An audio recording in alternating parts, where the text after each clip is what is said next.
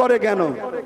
কিন্তু দুঃখের বিষয়, আমরা নিজেদের ঘরে নিজেরা নুন না বানিয়ে তেজপাতা বানিয়ে দিয়েছি। আরে নুন বানাও। নুন কথাটা শুনতে খারাপ লাগতে পারে, কিন্তু নুন বেশি নিলেও বিপদ, না নিলেও বিপদ।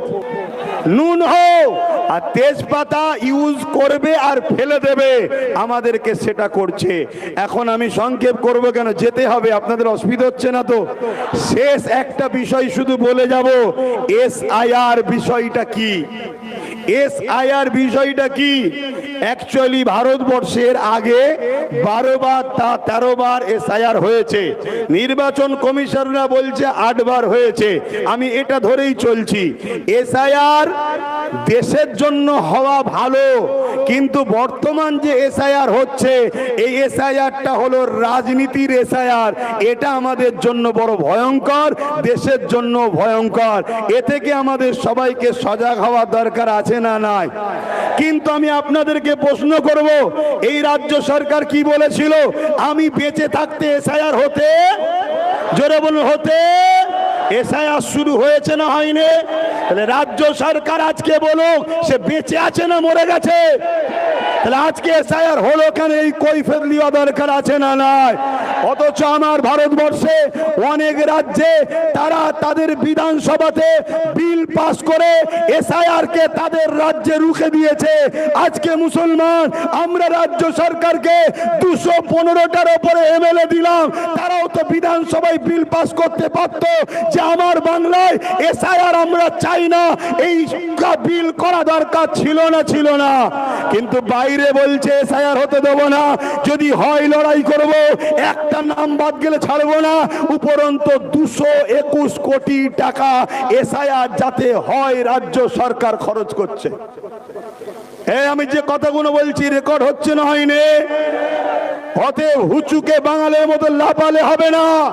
তোমার মধ্যে যারা পরিমাণ যদি ইনসানিয়াত থাকে, তুমি যদি ইসলামের ঘরের সন্তান হও, তাহলে এই কথাকে যাচাই বাছাই করো, করে আব্বাস সিদ্দিকীর বিরোধী করো।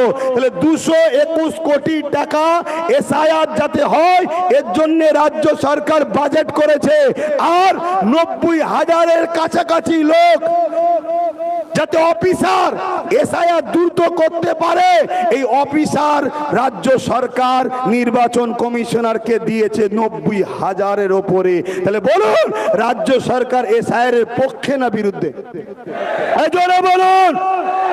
কিন্তু এরপরও আপনাদেরকে বলে যাব, আপনারা ঘাবড়ে গিয়ে ভুল পদক্ষেপ নেবেন না। কাগজপত্র জড়ো করুন, কারণ আপনাদের ভোটেই যদি 21-এ কেউ সরকার হতে পারে, আপনাদের ভোটেই যদি 24-এ কেউ MP হতে পারে, আপনাদের ভোটেই যদি কেউ প্রধান হতে পারে, তাহলে আজ আপনাকে বাদ দেবে সেই MLA MP মন্ত্রী প্রধান করে আমাদের ধরা দরকার আছে না নয়? তাই ঘাবড়ে গিয়ে কোনো ভুল পদক্ষেপ নেবেন না। কাগজ জোগাড় করুন। আর নামের একটু একটু ভুলের জন্য অনেকে টেনশন করছে, খবরদার টেনশন করবেন না।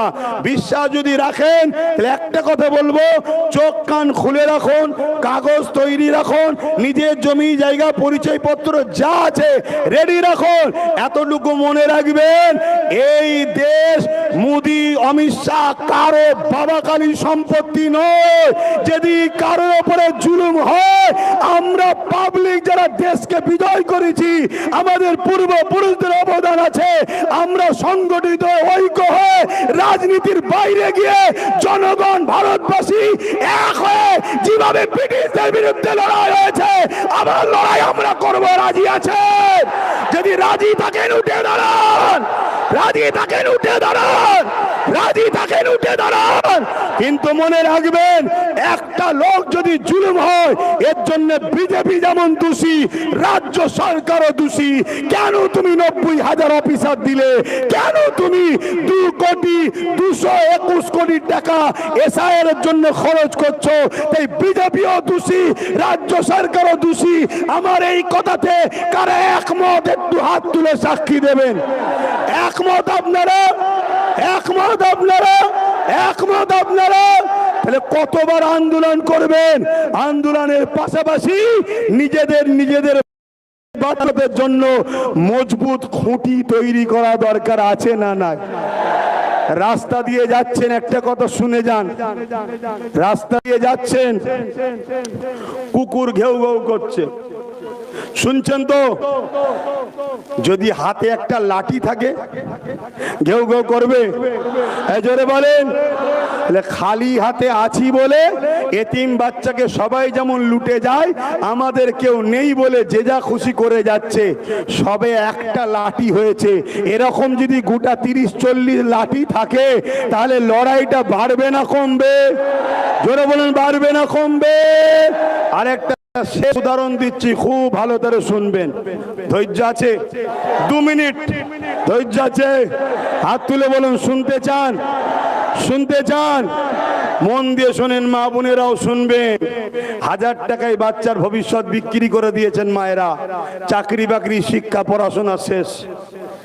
ভুল করেছেন মা, সময় এখনো আছে, যদি মনে হয় পরিবর্তন হন। শোনেন মন দিয়ে।